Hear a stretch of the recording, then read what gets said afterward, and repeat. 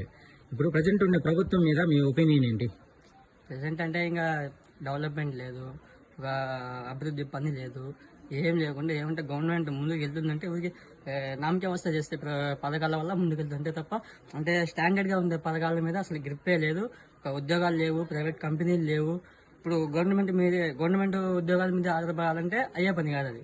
అందుకని ప్రైవేట్ సెక్టర్లో కూడా ప్రైవేట్ ఉద్యోగాలు కావాలి కాబట్టి ప్రైవేట్ కంపెనీస్ మీద ఏమైనా తెస్తే కొంచెం గ్రిప్ ఉంటుంది. కానీ ఇక్కడ డెవలప్మెంట్ అనేది ఏం లేదు. కానీ ఇప్పుడు వచ్చే ప్రభుత్వం మీకు ఏ ప్రభుత్వం ఇస్తే మీకు అన్ని సాల్వ్ అవుతాయి అనుకుంటున్నారు? టీడీపీ ప్రభుత్వం వస్తేనే ఖచ్చితంగా సాల్వ్ అయ్యేది నాకు నమ్మకం ఉంది. బాబు వస్తే జాబ్ వస్తుంది అని ఉంది కాబట్టి ఇలా ఇది వస్తుంది అనుకుంటున్నాను.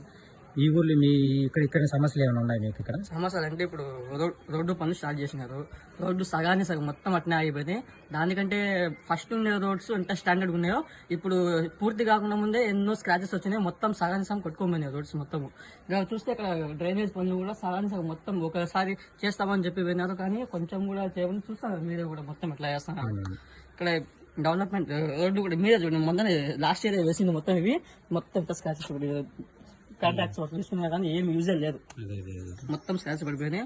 నాణ్యత అనేది కొంచెం కూడా లేదు. నెక్స్ట్ టీడీపీ గవర్నమెంట్ వస్తే బాగుపడుతుంది మేము నమ్ముతున్నాం.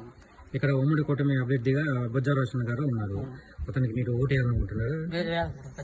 అతనికి వేస్తే మీకు ఏం అభివృద్ధి పనులు చేస్తారని అనుకుంటున్నారు? అభివృద్ధి అంటే ఆయన చదువుకున్న వ్యక్తి కాబట్టి చదువుకున్న విద్యార్థులకు కానీ ఉద్యోగం లేని యువతకు కానీ ఖచ్చితంగా సహాయం చేస్తారని మేము నమ్ముతున్నాం. అట్నే కింద స్థాయి నుంచి వచ్చిన వ్యక్తి కాబట్టి ఖచ్చితంగా పేదవాళ్ళకు ఉపయోగపడుతుందని మేము అనుకుంటున్నాం.